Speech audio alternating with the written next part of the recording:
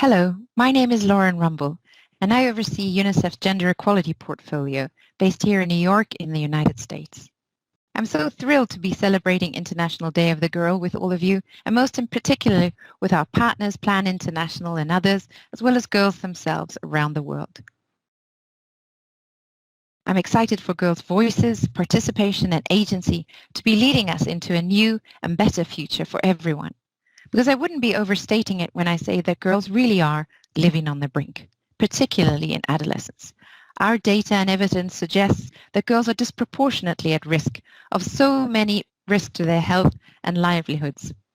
Whether from violence, 1 in 3 girls are exposed to sexual violence in their lifetimes. 1 in 5 girls are married before their 18th birthday as child brides, compromising their future earnings, their safety, and their futures.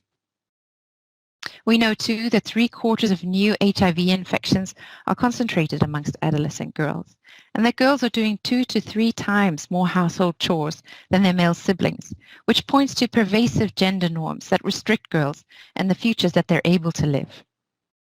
But girls are standing up against these limits, demanding a more social justice world, one where they can live up to their expectations and lift up their peers. We're listening. Here at UNICEF, we've launched a new Gender Action Plan 2022 to 2025.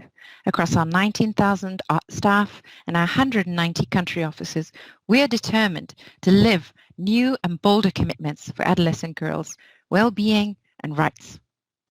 For example, in health, we're improving maternal health and nutrition for adolescent girls.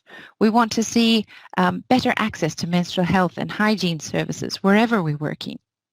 We also want to make sure that there's an end to violence, all forms of violence against girls, sexual, emotional, physical, and harmful traditional practices, as well as neglect.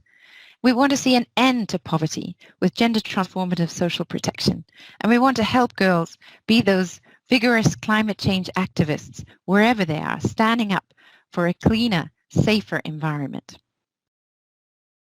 We're holding ourselves accountable to stronger standards, particularly new standards around girls' empowerment, voice, and agency. This is something that we need to be supporting in its own right.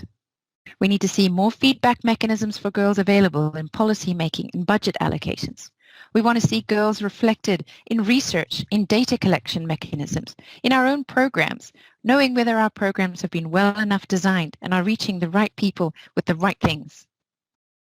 We want to hold ourselves accountable to girls in new and better ways, particularly when it comes to innovation and technology.